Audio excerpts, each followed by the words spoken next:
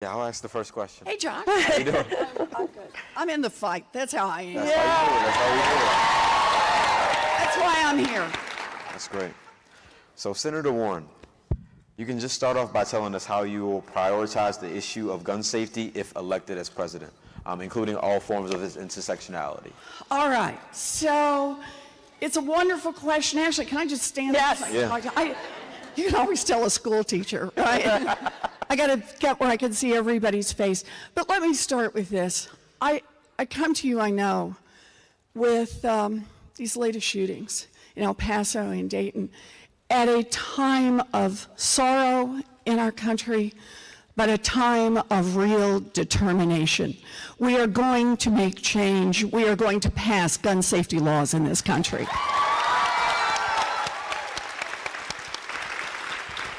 Now, the way I see this is we've been talking for a long time about what we need to do. We've talked about all the different pieces, all the different edges, and they're there, and I support them. But here's what I'm going to do as President of the United States. I have put out this morning a comprehensive gun plan that has a lot of details in it. I will introduce it in the first 100 days, and I will help repeal the filibuster so that we can actually get it passed in Congress. But I want to do more. I want us to change how we think about gun safety in America. It's not just about passing 4 pieces of legislation over there or changing 2 regulations over here. It's about reducing the deaths from gun violence. That's what our goal has to be. 40,000 Americans died last year from gun violence. So here's my commitment as president. I will reduce that number by 80%. We will make change, we'll figure out what works, and then we'll make some more change and some more change. You know, here's the thing. You look at that number and you say, wow, I saw your face when I said that. Said, wow, how does this woman plan to get this done? And I'll tell you the answer. Go back to 1965. And at that point, we had 5 deaths per million miles traveled on the roads in America. And people were using words like carnage. How many Americans were dying? As a country, we said enough. We are going to make changes. We are going to make ourselves a safer country. Some of it was obvious. Seat belts, safety glass. Some of it hadn't even been invented, like airbags and automatic braking systems. But since that time, we have reduced the deaths per million miles traveled by over 80% in this country.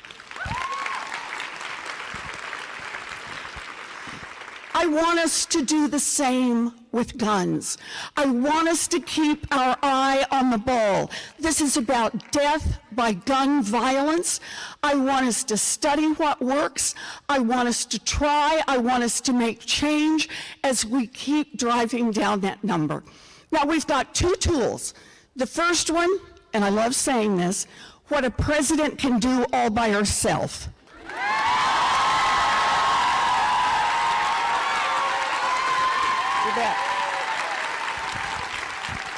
And I will do it. I will take executive action in every corner with the Department of Justice, with ATF, to move as much as I can. But there's much that must go through Congress. So here's what I propose with Congress. And that is, start with the question, if 90% of Americans want to see some basic sensible changes, why do they not happen? You're out there talking about it. I'm out there talking about it. I'll tell you why it doesn't happen. Corruption, plain and simple. The gun industry controls Washington, and we have to fight back against that corruption. Until we hit that corruption head on, until we disrupt the way they give money to folks in Congress, the way they put the lobbyists in the field. We're going to fight this fight, and we're going to keep losing this fight. So for me, real change, meaningful change, starts with breaking up the corruption in Washington, breaking the stranglehold of the gun industry and the NRA.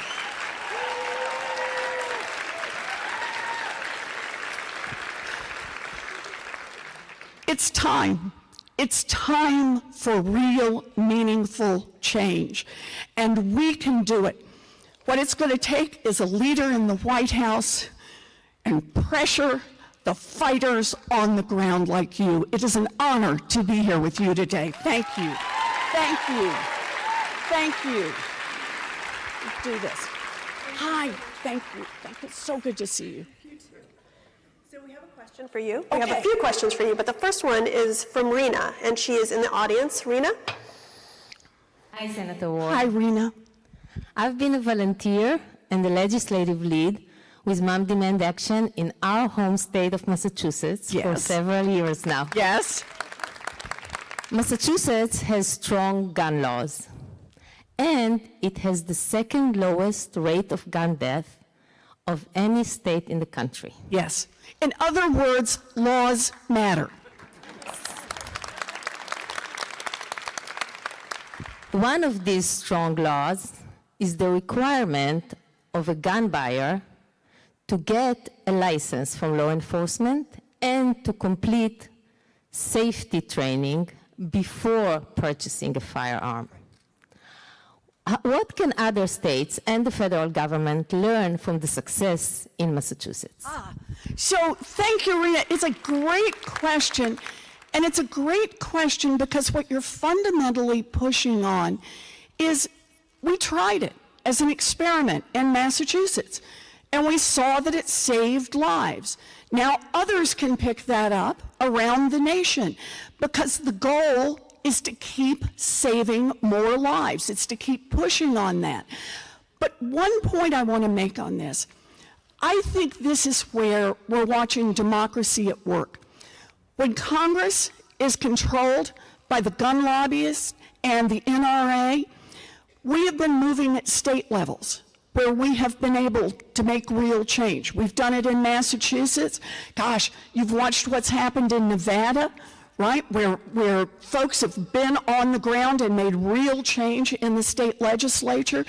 And I support every part of that because it gives us the new ideas. It shows us what we can do. It is the democracy at work. But for guns, it's not enough simply to fix the laws in your state. We must fix them at the federal level. A gun will fit in somebody's trunk, under somebody's seat, in somebody's pocket. And that means our children are not safe until we have taken every step that we can, and we have made it the law in every corner of this nation. Thank you. Thank you. Thank you.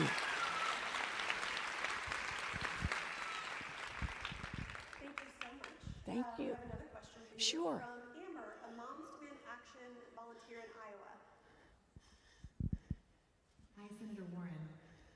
Like many mothers across the country, I have a lot of say in my family's finances. Yes.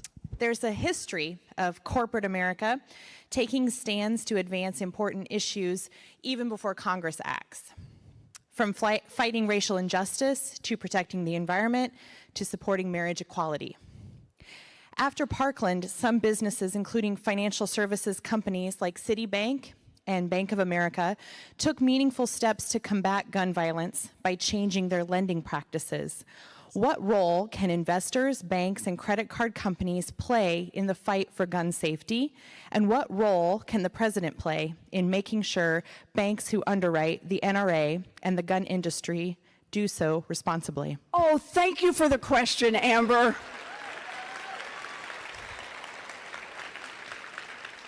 You know what I like about Amber? I'll tell you. What I like about Amber is that she looks for all the ways that she has power to make change. Sure, it's about what a president can do by herself. It's about what our senators and our representatives can do, but it's also about your power. Your power not just to push your elected representatives, but the power of your purse. The power to say to where you go and do your banking. So what is your policy? Are you the bank that's helping fund the NRA Wells Fargo? I'm just asking. Are you the one that's helping this along? Because if you are, and I think this is a very important line to draw. No one says it's illegal at this point. He said, I don't want my money there. I'm not spending my money with you. I'm not showing up in your stores. So I think this should work, by the way, both ways. Right now, there's a big push on Walmart. Walmart says it's going to take down pictures of guns on video games. I tell you what, I think it'd be a lot more effective if they just stopped selling guns.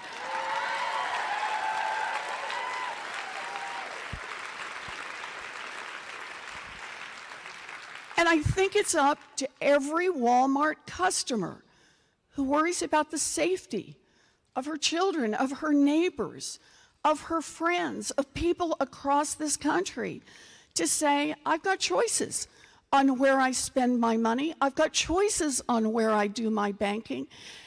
And I'd rather spend my money, I'd rather do my banking in line with my values. You know, you live your values every day. That's how they get stronger. Thank you, Amber. Great question. Okay, I'm back. Thank you. We have another question. These are such good questions. I have to get up and do them. Yes. Well, we have another really good one. It's Okay. from Fabian. He is a Students Demand Action leader in South Central Los Angeles. Hi, Fabian. When I see news coverage of mass shootings, I feel the same pain as the rest of the country. But I also feel pain from the fact that loss of life in cities like mine are so often ignored by the press and the country. Yep. How do you propose we elevate stories about the daily toll of gun violence in our cities, and how do we support local strategies that have been proven to prevent city gun violence? So thank you, Fabian, for the question. I understand that when there is a mass shooting, that it picks up lots of headlines. But these shootings are occurring every day. They occur on sidewalks and playgrounds, on city streets, and most of them get no headline at all. They fall particularly hard in Black and brown communities. And in fact, Black and brown communities often get hit doubly hard. Gun violence, yes, gun violence, and then the police come in and bear down harder on the very communities that are traumatized and suffering.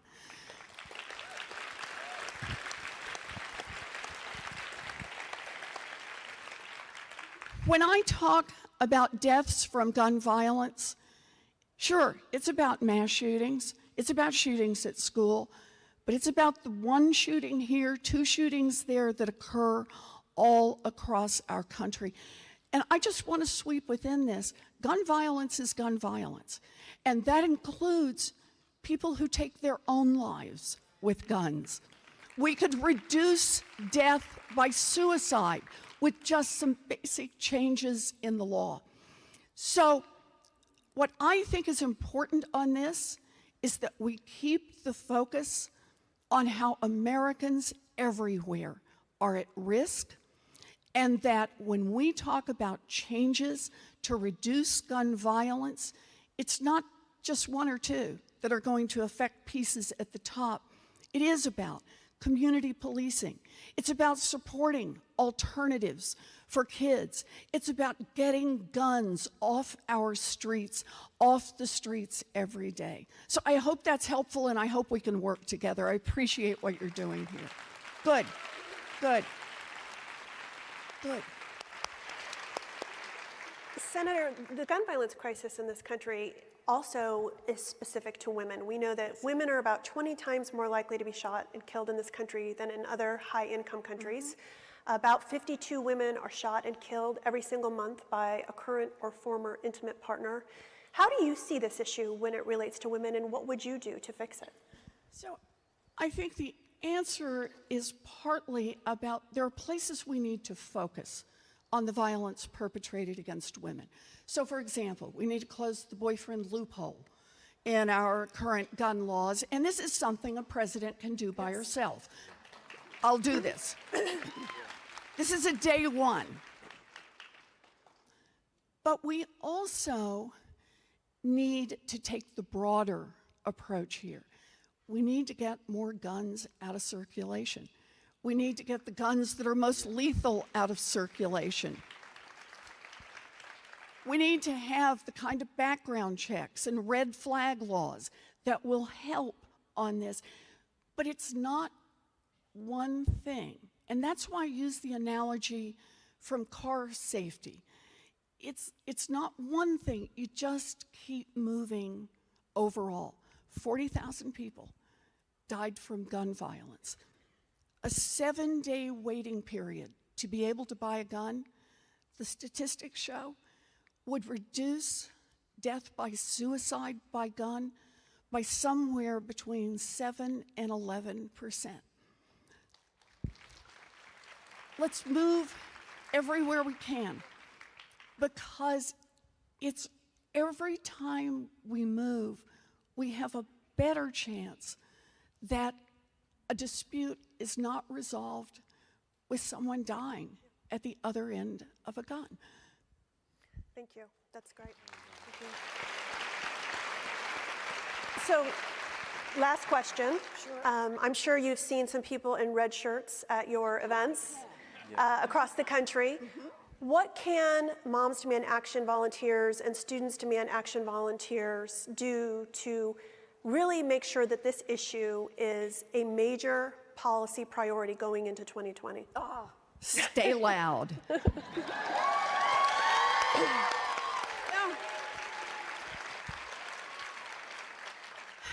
But stay focused on this. Look, I have done 121 town halls. I've been out there in this period while I've been running for president, and I don't know how many before that, because I just ran for Senate.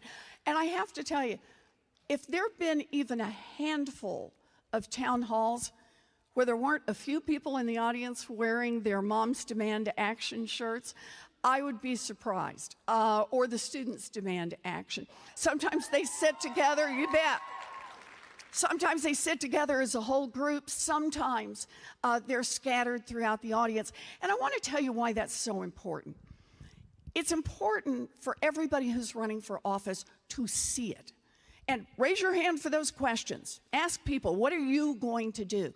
That's powerfully important. But you know what's even more important, at least at my town halls? It's that everybody else sees it. It's that everybody who came here actually for a different issue, who came here because they're really worried about the climate, right? Who came here because they're really worried about healthcare costs, who came because they're really worried about student loan debt. People who came for a lot of other reasons look over and say, you know what, I agree. And I want to be part of this fight too. Because here's how I see what we've got going right now. We've got a president of the United States who basically says to all of America, you got a problem, it's not working out so well in your life, you know, the economics are not working, you're worried about your job, you can't cover your expenses, blame them. Blame people who don't look like you. Blame people who aren't the same color as you. Blame people who weren't born where you were born. Blame people who don't worship like you. Because he hopes if he can keep turning Americans against Americans, human beings against human beings, that nobody will notice, that he and his rich cronies continue to get richer and richer and more powerful at everyone else's expense.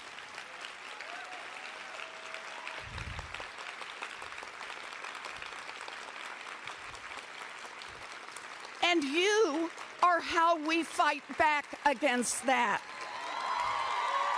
You are how we come to each other's fights, and how people across this nation say together, we are going to make the changes so that Washington doesn't just work for a thin slice at the top. We're going to make this country, we're going to make this democracy work for all of us. And that means we're going to reduce gun deaths. We are going to make this a Congress, make this a government that is responsive to the will of the people. That's why we're here. Thank you. Thank you.